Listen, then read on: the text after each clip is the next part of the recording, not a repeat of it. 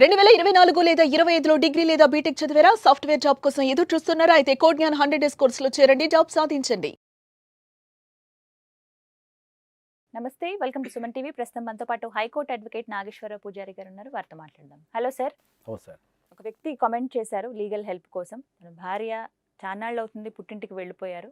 వెళ్ళి కనీసం ఫోన్ కానీ మెసేజ్ కానీ ఏం లేదు, రెస్పాండ్ అవ్వట్లేదు. ఎన్నిసార్లు వెళ్ళినప్పటికీ రానని చెప్తున్నారు. కాపురానికి రావట్లేదు. చట్ట ప్రకారంగా ఏం చేయొచ్చు అని అడుగుతారు. ఒక అమ్మాయి, పెళ్ళైన అమ్మాయి కనుక పుట్టింటికి వెళ్ళిపోయి కానీ లేకపోతే భర్తతోని దూరంగా ఎక్కడన్నా నివసిస్తుంటా కానీ రెస్పాండ్ కాకుండా, భర్తతో దూరంగా నివసిస్తున్నా అంటే ఒంటరిగా నివసిస్తున్నా, పుట్టింటికి వెళ్ళి రాకపోయినా మనకు రెండు ఆప్షన్స్ ఉంటాయి. ఒకటి, ఆ అమ్మాయిని కాపురానికి రమ్మని మనం పిలుస్తూ కోర్టులో ఒక పిటిషన్ వేసుకోవడం ఒక పద్ధతి.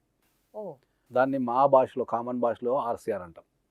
ఆర్సీఆర్ అంటే ఏంటంటే రెస్టిట్యూషన్ ఆఫ్ కాంజుగల్ రైట్స్. భర్త కానీ భార్య కానీ ఎవరైనా ఇక్కడ దూరంగా ఉన్నప్పుడు ఏంటంటే వాళ్ళని కంపల్సరీ కాపురానికి పంపించండి అని చెప్పి మనం, నాకు ఆ అమ్మాయితో కానీ లేకపోతే నా భర్తతో కానీ నా భార్యతో కానీ కలిసి జీవించాలని ఉంది. సో ఈ సర్కమ్స్టాన్స్లో వెళ్ళిపోయింది కాబట్టి ఆ అమ్మాయిని నా కాపురానికి పంపించండి అని మనం కోర్టుకి వెళ్ళి అడగటాన్నే మనం ఆర్సీఆర్ అంటాం. అంటే రెస్టిట్యూషన్ ఆఫ్ కాంజుగల్ రైట్స్ అంటాం దాన్ని. ఓకే, దాన్ని కనుక వేస్తే కోర్టు ఆ అమ్మాయిని పిలిపించి అట్లయితే ఆ అబ్బాయిని పిలిపించి మీడియేషన్ పెట్టే అవకాశం ఉంటుంది. కోర్టు కూడా కౌన్సిలింగ్ ఇచ్చే అవకాశం ఉంటుంది. మ్యాక్సిమం ప్రొసీడింగ్స్ లేకుండానే కలిపే అవకాశం ఉంటుంది. లేదు అంటే కేసు రన్ అయిన తర్వాత కూడా కోర్టు మనకు ఆర్డర్ ఇచ్చే అవకాశం ఉంటుంది. వెళ్ళి మీరు వాళ్ళతో కాపురం చేయండి అనే అవకాశం కూడా ఉంటుంది. రెండో ఆప్షన్ ఏముంటుంది, వెళ్ళిపోయారు భర్త కానీ భార్య కానీ వెళ్ళిపోయారు, పుట్టింటికి వెళ్ళిపోయారు, లేకపోతే బయట ఒంటరిగా చేస్తున్నారు అనుకో, డైవర్స్ వేసుకో. ఎట్లా వెళ్ళిపోయినావు కదా, ఎట్లా రావటం లేవు కదా, నా సంసార జీవితం అంతా వేస్ట్ అయిపోతుంది నీ కోసం వెయిట్ చేసి, కాబట్టి నాకు డైవర్స్ ఇచ్చేసాయి అని చెప్పేసి మనం డైవర్స్ కూడా వేసుకోవచ్చు. అలా ఎన్ని రోజుల పాటు దూరంగా ఉంటే, వెళ్ళిపోయి ఉంటే కేసు వేయడానికి వీలుగా ఉంటుంది సార్? ఇక ఎన్ని రోజుల పాటు అంటే మనం ఖచ్చితంగా దానికి ఇన్ని రోజులు అంటే ఏం లేదు. ఆర్సీఆర్ వేసుకోవడానికి ఇప్పుడు వాడు ఖచ్చితంగా ఫీల్ అయినప్పుడు ఏంటంటే ఈ అమ్మాయి రాదు అనుకున్నప్పుడు మనం ఆర్సీఆర్ వేసుకోవచ్చు. అది ఒక్కొక్కరి విషయంలో 7 రోజులు కావచ్చు, ఒకరి విషయంలో 15 days కావచ్చు, 1 month కావచ్చు, 3 months కావచ్చు, 6 months కావచ్చు, 3 years కావచ్చు, 4 years కావచ్చు. అది వాళ్ళ ఇష్టాన్ని బట్టి. ఇవాళ రాకపోతుందా అని ఎదురు చూస్తుంటాం మనం, రేపు వస్తుందేమో, ఈ పండుగ తర్వాత వస్తుందేమో, లేకపోతే స్కూల్ పిల్లలు ఉంటే నెక్స్ట్ అకాడమీ దగ్గరికి వస్తుందేమో స్కూల్, అట్లా వాళ్ళ పరిస్థితులను బట్టి. దానికి ఆర్సీఆర్ పిటిషన్ వేసుకోవడానికి ప్రత్యేకంగా ఇన్ని రోజులు అంటే ఏమి ఉండదు. ఆడు ఉండాల్సిన గ్రౌండ్స్ ఏముంటాయి, నన్ను వదిలిపెట్టి వెళ్ళిపోయింది లేకపోతే నన్ను వదిలిపెట్టి వెళ్ళిపోయాడు కాబట్టి అతన్ని నాకు కలపండి అన్నదాన్ని ఆర్సీఆర్. ఇక వదిలిపోయిన అమ్మాయి కానీ అబ్బాయి కానీ ఎట్లా వెళ్ళిపోయాను కదా, ఇంకా నాకు నా జీవితం అంతా ఎందుకు వేస్ట్ అయిపోతుంది, మీరు ఎట్లా వెళ్ళిపోయినా ఇంకా అటే వెళ్ళిపోని చేసుకుంది డైవర్స్. కాబట్టి ఒక భార్యను కానీ భర్తను కానీ ఆ ఇద్దరిట్లో ఎవరన్నా సపరేట్గా నివసిస్తున్నప్పుడు మనం వాళ్ళ నుంచి మనం ఆర్సీఆర్ అడగచ్చు, వచ్చి కాపురం చేయమని అడగచ్చు. లేదా అమ్మ నువ్వు వెళ్ళిపోతున్నావు, ప్రతిసారి పుట్టింటికి వెళ్ళిపోతున్నావు, నువ్వు ప్రతిసారి లేదా ప్రతిసారి నువ్వు గొడవ పెట్టుకోనో లేకపోతే కావాలనో వేరే దగ్గర నువ్వు నివసిస్తున్నావు, కాబట్టి మరి అట్లాంటి నీ వ్యక్తితో నేను కాపురం చేయలేను, కాబట్టి నాకు డైవర్స్ ఇవ్వండి, నేను నా దారిని చూసుకుంటాను కూడా అడగచ్చు. 2 ఆప్షన్స్ ఉంటాయి. అది వాళ్ళ పరిస్థితిని బట్టి, వాళ్ళ ఇష్టాలను బట్టి, వాళ్ళకున్న రిలేషన్షిప్ని బట్టి వాళ్ళు చూజ్ చేసుకోవాలి. కొన్ని సార్ వివాహం జరిగిన తర్వాత ఫారెన్ వెళ్ళిపోతూ ఉంటారు అబ్బాయిలు, అమ్మాయిని ఎక్కడ వదిలేసి. సో మరి అప్పుడు అలాంటప్పుడు కూడా ఇదే కేసా? అలాంటప్పుడు ఇదే కేసు, కానీ ఫారిన్ నుంచి రప్పించడం కొద్దిగా కష్టం.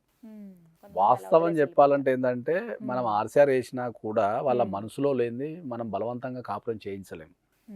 There is a provision for that. కొంతమంది మారే అవకాశం ఉంటుంది, కొంతమందికి ఇష్యూస్ మీద అవగాహన లేకుండా వాళ్ళు లేకపోతే మిస్అండర్స్టాండింగ్తోనో లేకపోతే ఒక కాన్ఫిడెన్స్ లేకుండా కొంతమంది వెళ్ళిపోయినప్పుడు మనం ఆ పిటిషన్ వేయడం ద్వారా వాళ్ళు మారే అవకాశం ఉంటుంది. పేరెంట్స్ ఇన్ఫ్లుయెన్స్ కావచ్చు, లేకపోతే రిలేటివ్స్ ఇన్ఫ్లుయెన్స్ కావచ్చు, డెఫినెట్లీ వాళ్ళు మారే అవకాశం అయితే ఉంటుంది. డెఫినెట్లీ ఉంటుంది. మనం అట్లాంటి కేసులు చాలా సక్సెస్ చేసినవి కూడా ఉన్నాయి. ఎనీ రిలేషన్షిప్ మిస్అండర్స్టాండింగ్ ఉంటుంది. ఒక బ్రెయిన్ ఇంకో బ్రెయిన్కి ఎప్పటికీ డిఫరెన్స్ ఉంటుంది కాబట్టి డిఫరెన్సెస్ ఉంటాయి. మ్యారేజ్లో ఏం చేస్తాం, డిఫరెన్సెస్ని కొద్దిగా కాంప్రమైజ్ చేసుకొని బతకాల. ఇక కాంప్రమైజ్ కాను అంటే మనం డెఫినెట్లీ ఐదో డైవర్స్ కానీ లేదా ఆర్సీఆర్ కానీ రెండిట్లో ఒకటి కంపల్సరీ వేసుకోవాలి. సో ఒకవేళ పిల్లల్ని వదిలేసి కూడా కొంతమంది వెళ్ళిపోతూ ఉంటారు కదా సార్. పిల్లలు వదిలేసి వెళ్ళిపోయినా కూడా సేమ్, ఏదైనా వదిలి వెళ్ళిపోతే రెండే, ఇక వేస్తే ఆర్సీఆర్ లేదా డైవర్స్, రెండే ఉన్నాయి. ఈ 2 చాయిస్ ఉంటాయి. మనం ఇంతకుముందు మాట్లాడుకున్నట్టు మనకు ఇప్పుడు భర్త కానీ భార్య కానీ వదిలిపెట్టి కనుక వెళ్ళిపోతే మనకు ఆప్షన్స్ ఏమి, ఒకటి ఆర్సీఆర్ వేసుకొని మనం అవును. రప్పియటం లేదా డైవోర్స్ Divorce తీసుకోవడం. అన్నారు. Yes. కొన్ని సందర్భాలలో ఏంటంటే ఇటు నాకు ఆర్సీఆర్ వద్దు, తర్వాత అటు నాకు డైవర్స్ కూడా వద్దు, నేను మీడియేషన్ చేసుకోవాలనుకుంటున్నా, కౌన్సిలింగ్ చేసుకోవాలనుకుంటున్నా అన్నప్పుడు ఏంటంటే మనం లీగల్ సర్వీసెస్ అథారిటీకి వెళ్ళి అక్కడ నుంచి మనం కౌన్సిలింగ్ కోసం కానీ లేదా మీడియేషన్ కోసం కానీ మనం అక్కడ నుంచి కూడా మనం నోటీస్ పంపే అవకాశం ఉంటుంది. బట్ అక్కడికి వస్తారని గ్యారంటీ ఉంటుందా సార్? రావాలి, ఎందుకంటే అది ఒక అథారిటీ కాబట్టి కంపల్సరీ మ్యాక్సిమం వస్తారు. ఎక్కడైనా కూడా ఏంటంటే మ్యాక్సిమం వస్తారు. ఒక 5% రాకపోవచ్చు, ఇక దాన్ని మనం ఆ 5%ని పరిగణలోకి తీసుకొని మనం ఏం చేయలేం.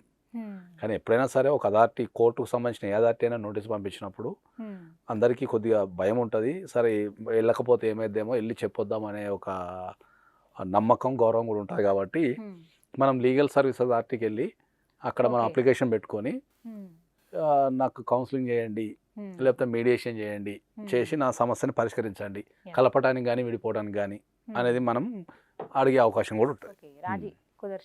రాజీ మంత్రం అన్నట్టు దాన్ని ఇంకా మనం ఓపెన్గా చెప్పాలంటే రాజీ మంత్రం. If they don't want to take any court proceedings against them, court proceedings వద్దు అనుకున్నప్పుడు మనం ఈ లీగల్ సర్వీస్ అథారిటీకి వెళ్ళి మనం వేసుకుంటే వాళ్ళు కూడా పిలిచి వాళ్ళు మాట్లాడి ఇష్యూస్ ఏమున్నాయి, ఏం లేవు, అవి సదరగలుగుతామా, సదరలేమా, విడిపోవాలనుకుంటున్నారా, ఒకవేళ విడిపోవాలనుకుంటే టర్మ్స్ అండ్ కండిషన్స్ ఏముంటాయి, విడిపోవద్దు అనుకుంటే కలిసి ఉండటానికి టర్మ్స్ అండ్ కండిషన్స్ ఏముంటాయి, ఎవరి డ్యూటీస్ ఏం చేయాలా, ఎవరి రెస్పాన్సిబిలిటీస్ ఏముంటాయి, ఇవన్నీ కులంకషంగా చర్చించి వీలైతే వాళ్ళు ఒక పేపర్ మీద అగ్రిమెంట్ రాయటము, ఎంఓయూ అంటాం మనం. అగ్రిమెంట్ మ్యాట్రిమోనల్ ఇష్యూస్లో అగ్రిమెంట్ ఉండదు, ఎంఓయూ అంటాం, మెమోరాండమ్ ఆఫ్ అండర్స్టాండింగ్ పెట్టుకొని వాళ్ళని కలపడానికి కానీ విడగొట్టడానికి కానీ ప్రయత్నిస్తారు, సమస్యని సాల్వ్ చేయడానికి ప్రయత్నిస్తారు. సో ఈ పద్ధతి కూడా చేసుకో. అంటే ఇప్పుడు భార్య వెళ్ళిపోయింది, భర్త వెళ్ళిపోయినా కూడా రెండు ఇద్దరికి సేమ్ ప్రాసెస్ కదా. ఇద్దరిట్లో ఎవరు వెళ్ళిపోయినా ఆపోజిట్ పార్టీ లీగల్ సర్వీస్ అథారిటీకి వెళ్ళి వేసుకోవచ్చు. కొన్ని సందర్భాలు ఏంటంటే ఫోన్లు ఎత్తారు, లిఫ్ట్ చేయరు, తర్వాత థర్డ్ పార్టీని అలో చేయరు. ఇట్లాంటి సందర్భాలలో మీకు ఈ లీగల్ ఫోరమ్స్ని ఆశ్రయించేసి మీరు చేసుకోవచ్చు.